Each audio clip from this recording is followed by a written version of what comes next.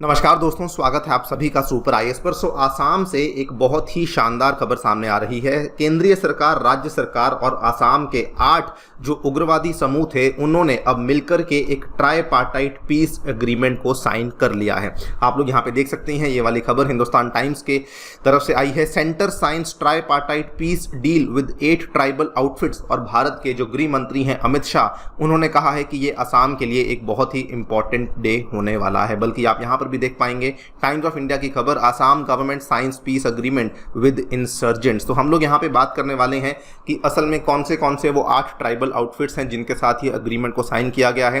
And more importantly यहाँ पे इस एग्रीमेंट के जो क्या टर्म्स एंड कंडीशंस हैं उनके बारे में चर्चा भी करी जाएगी। And also we will talk about कि केंद्र सरकार के द्वारा जो नॉर्थ ईस्ट में बेसिकली शांति लाने के लिए क्या क्या किया जा रहा है उसके बारे में चर्चा भी करी जाएगी। आइए शुरू करते हैं दोस्तों मेरे साथ। मेरा नाम है अनिरुद्ध। यदि आप लोग इस लेक्चर की पीडीएफ को डाउनलोड करना चाहते हैं तो यहाँ पर दिए गए टेलीग्राम चैनल के माध्यम से कर सकते हैं। ऑल्सो शुरू करने के पहले आपको बताना चाहूंगा कि टेक्स्ट बुक आपके लिए लेकर आया एक बहुत ही शानदार सेल जो कि केवल आज और कल के दिन चलने वाली है। इसमें आपको 30% का इनिशियल डिस्काउंट मिल रहा है और 20% का डिस्काउंट आपको मिलेगा अगर आप लोग मेरा कूपन कोड अनिरुद्ध यूज करेंगे। इसमें आपको जो फाइनल कॉस्ट पड़ेगी आपकी यूपीएससी सीएससी सब्सक्रिप्शन की, दैट इज ओनली 20,159 रुपीज। तो इसको डेफिनेटली चेकआउट कीजिए कि क्या आपके लिए ये वाला कोर्स है वो यूजफुल है या फिर नहीं। राइट। सो परमानेंट पीस इन आसाम के लिए यहाँ पे सेंट्रल गवर्नमेंट, आसाम गवर्नमेंट और 8 आर्म्ड आदिवासी ग्रुप्स हैं जिन्होंने एक ट्राईपार्टाइट पीस एग्रीमेंट को साइन कर लिया है। ये वाला जो पीस एग्रीमेंट है it was signed in the presence of home minister Amit Shah ji, Assam के chief minister mister Himanta Biswa Sarma, so that जो आसाम में चल रहा ऑलमोस्ट दशकों पुराना जो संकट था आदिवासियों का और टी गार्डन के वर्कर्स का, उसको यहाँ पे सॉल्व किया जा सके। एंड फाइनली इस पर्टिकुलर संकट को अब एक तरीके से एटलीस्ट ऑन पेपर सॉल्व कर लिया गया है। ऑब्वियसली इंप्लीमेंटेशन में समय लगेगा, जो भी यहाँ पे टर्म्स एंड कंडीशंस हैं उनको फुलफिल करने में समय लगेगा, लेकिन ऑन पेपर हम लोग कह सकते हैं कि हमारी जो केंद्र सरकार है और जो आसाम गवर्नमेंट है उन्होंने काफ़ी बड़ा कदम यहाँ पे लिया है। अगर बात करते हैं कि वो कौन से 8 आदिवासी समूह हैं, तो इसमें आपको बता दूं कि वैसे तो कुल मिला के 5 आदिवासी समूह आते हैं और 3 इसमें आते हैं ऐसे समूह जो कि प्रमुख आदिवासी समूहों से ही अलग हुए थे, जिनको कि हम लोग अंग्रेजी में स्प्लिंटर ग्रुप्स के नाम से भी जानते हैं। तो यहां पर जो 8 आदिवासी समूह आते हैं, that is all Adivasi national liberation army, then we have AANLA, then we have the Birsa commando force, then we have the BCF BT, then we have the Santhal tiger force, we have the Adivasi cobra militant of Assam, we have AAKMA FG, we have Adivasi people's army. Now इसमें जो मैंने यहाँ पे 3 को yellow mark किया हुआ है, ये 3 स्प्लिंटर ग्रुप्स हैं और बाकी जो बचे हुए 5 हैं ये सभी के सभी आपके जो मेन वाले जो आदिवासी समूह थे उनके साथ यहाँ पे कुल मिला के इस एग्रीमेंट को साइन किया गया है। बहुत ही बड़ा एग्रीमेंट इसलिए माना जा रहा है बिकॉज ये सारे के सारे जो समूह हैं दे ऑलमोस्ट कंप्राइज्ड 1182 कार्डर्स। आप इमेजिन कीजिए कि इसमें इतने कार्डर्स थे तो कितने लोग होंगे जो कि इस पूरे के पूरे समूहों के साथ जुड़े हुए थे, जिसकी वजह से जो इंसर्जेंसी यहाँ पे काफ़ी ज़्यादा हमें देखने को मिल रही थी। इंटरेस्टिंगली गवर्नमेंट ऑफ इंडिया के द्वारा इन सभी ग्रुप्स के साथ एक सीज फायर एग्रीमेंट को 2016 में ही साइन कर लिया गया था, लेकिन अब फाइनली इनके साथ पीस एग्रीमेंट को भी साइन कर लिया गया है। आपको बता दें कि सीज फायर साइन करने के बाद भी बहुत नेगोशिएशंस करने के बाद आज इस पर्टिकुलर पॉइंट पे हम आ पहुंचे हैं कि पीस एग्रीमेंट को फाइनली साइन कर लिया गया है। अगर हम लोग सेटलमेंट की टर्म्स की बात करें तो सबसे पहले क्या क्या शर्तें सेंट्रल गवर्नमेंट और आसाम गवर्नमेंट ने इन आदिवासी कैडर्स पे लगाई।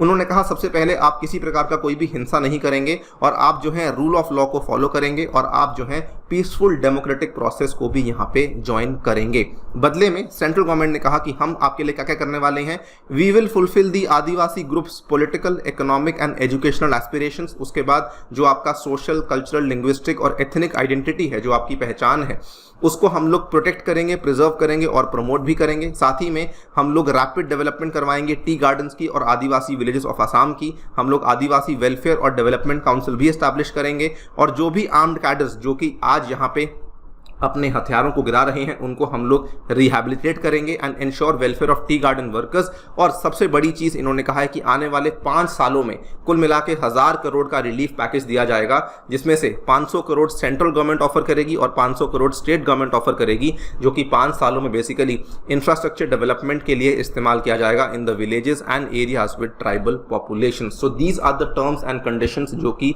इस एग्रीमेंट के तहत यहाँ पे हमें देखने को मिली हैं। बड़ी बात यहाँ पे क्या है कि जो सेंट्रल गवर्नमेंट है वो नॉर्थ ईस्ट इंडिया के अंदर पीस लाने के लिए बहुत ही ज़्यादा अग्रेसिवली काम कर रही है। दोस्तों पिछले 2-3 सालों के अंदर अंदर ऑलमोस्ट 5 अग्रीमेंट साइन हो चुके हैं और अब आपके सामने ये वाला छठा अग्रीमेंट है जो कि अब साइन किया गया है। जो पहला अग्रीमेंट साइन किया गया था ये 2019 में साइन हुआ था, आप लोग यहाँ पे देख सकते हैं 13 अगस्त की ये वाली खबर है। Government of India, government of Tripura and national liberation front of Tripura, इसके साथ हमने मेमोरेंडम ऑफ सेटलमेंट को साइन किया था। दूसरा अग्रीमेंट साइन किया गया था जो कि अपने आप में बहुत ही एक मेजर अग्रीमेंट था। ऑलमोस्ट 30 साल से चलती आ रही जो प्रॉब्लम थी उसको साइन किया गया था जनवरी 20, 2020 में, जिसमें कि ब्रू रियांग सेटलमेंट यहाँ पे देखने को मिला था, जिसमें कि central government, government of Tripura और गवर्नमेंट ऑफ मिजोरम, इन तीनों ने मिलकर के अग्रीमेंट को साइन किया था सो दैट जो यहाँ पे ब्रू के रिफ्यूजीज हैं उनको सेटलमेंट करवाई जा सके। इसमें अप्रॉक्सीमेटली 34,000 रिफ्यूजीज थे जिनको की सेटलमेंट करवाई गई थी और ये सभी की सहमति के बाद ही ये वाला अग्रीमेंट हमें देखने को मिला था। Third agreement which was the third Bodo accord, जो कि अपने आप में अगेन बहुत ही बड़ा अग्रीमेंट था, इसको साइन किया गया था फरवरी 2020 में। इसमें भी सेंट्रल गवर्नमेंट, आसाम गवर्नमेंट और कई सारे जो बोडो के ग्रुप्स थे including the factions of the militant NDFB जो कि सबसे ओल्डेस्ट ग्रुप है, national democratic front of Bodoland, इन्होंने मिलकर के अग्रीमेंट को साइन किया था, जिसमें कि इन्होंने जो अपने बोडोलैंड टेरिटोरियल एरिया डिस्ट्रिक्ट है उसको रीड्रॉ किया था और रीनेम भी किया था as the Bodoland territorial region. ये वाला अकॉर्ड अपने आप में काफी लंबा चौड़ा अकॉर्ड था, I will not go into the depth of that, लेकिन हाँ जो मेन चीज थी वो ये थी कि इसमें जो बोडोस थे जो कि इन इलाकों में रह रहे थे, जो कि आसाम के कुल मिला के 4 आपको जिलों में देखने को मिलते हैं, they would be conferred a scheduled hill tribe status, और साथ में और भी कई सारे फायदे थे जो कि यहाँ पे सेंट्रल गवर्नमेंट के द्वारा इनके लिए प्रोवाइड करवाए गए थे। नंबर 4 अग्रीमेंट था जो कि अगेन अपने आप में बहुत बड़ी अचीवमेंट थी। कार्बी आंगलोंग का जो अनरेस्ट था जो कि अगेन बहुत सालों से चलता आ रहा था, उसको लेकर भी ट्राइपार्टाइट पीस डील को साइन किया गया था, जिसमें कि 5 प्रमुख जो उग्रवादी यहाँ पे संस्थाएं थी जिसमें KLNLF, PDCK, UPLA, KPLT और KLF ने अपने हथियारों को गिराया था, and more than 1000 of their armed केडर्स have given up violence and joined the main stream of society. ये भी अपने आप में बहुत बड़ी अचीवमेंट थी जो कि केंद्र सरकार के द्वारा आज से 1 साल पहले करी गई थी।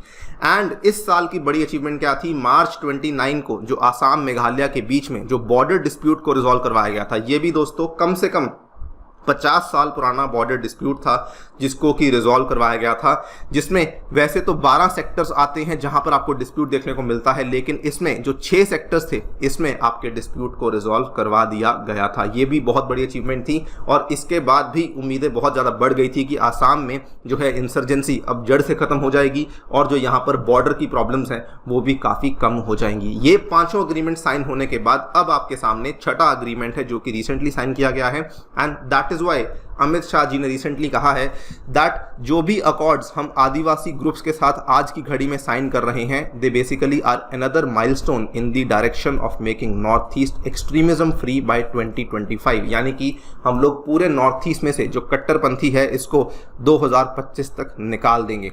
बल्कि आप यहाँ पर भी देख सकते हैं इन्होंने कहा है कि जो बॉर्डर इश्यूज हैं उनको तो हम लोग 2024 के पहले ही रिजॉल्व कर देंगे और जो एक्सट्रीमिज्म के मुद्दे हैं उनको हम लोग 2025 के पहले रिजॉल्व डेफिनेटली कर देंगे।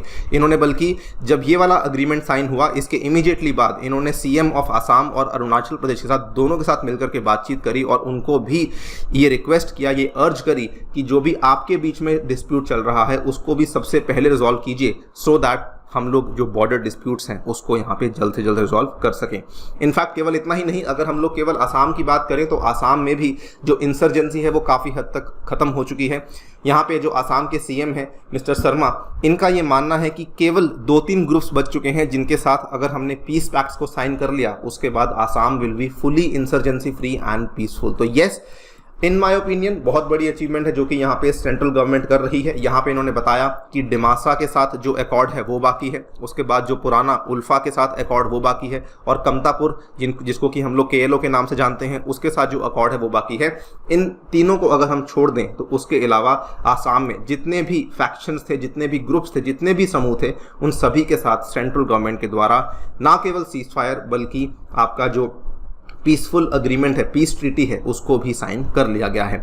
वीडियो समाप्त करने से पहले कुछ इंपॉर्टेंट नंबर आपको बताना चाहूँगा जो कि ये बताते हैं कि नॉर्थ ईस्ट इंडिया में किस तरीके से इंसर्जेंसी वाकई में कम हुई है। क्वांटिटेटिवली चेक करें, सन 2014 से लगभग 6112 इंसर्जेंट्स ने अपने हथियारों को यहाँ पे सरेंडर किया है और 9500 से भी ज़्यादा को अरेस्ट कर लिया गया है। उसके बाद वायलेंस में बहुत बड़ी रिडक्शन देखने को मिली है, क्योंकि जो घटनाएं हैं, जो हिंसा वाली घटनाएं हैं, वो 2014 में 824 थी, 2022 में केवल 158 पे आ चुकी हैं। अगर बात करते हैं सिक्योरिटी फोर्सेस जिनकी यहाँ पे जान गई है, तो वो 2014 में 20 के आसपास थी और 2022 में वो केवल 2 पे आ गई हैं। सिविलियन डेथ्स भी 212 से 6 पे आ गई हैं। एक्सट्रीमिस्ट की डेथ है वो भी काफ़ी कम हुई हैं, 181 से केवल 6 पे आ गई हैं।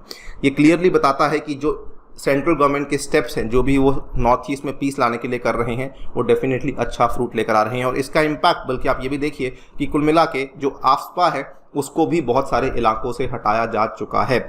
So this is the overall development जो कि हमें फिलहाल देखने को मिली है। आप क्या सोचते हैं इस पूरे के पूरे पीस एग्रीमेंट के बारे में, डेफिनेटली बताइए कमेंट सेक्शन में। जाने से पहले एक बार फिर से आपको रिमाइंड करवा दूं कि आप अपने घर के कंफर्ट से बैठकर अपनी यूपीएससी कोचिंग को शुरू कर सकते हैं बहुत ही सस्ते दाम में, बिकॉज टेक्स्ट बुक आपके लिए लेकर आया है एक सिंगल सब्सक्रिप्शन, जिसमें कि आपको स्टडी नोट्स, डाउट रेजोल्यूशन और मॉक टेस्ट अवेलेबल करवाए जाएंगे।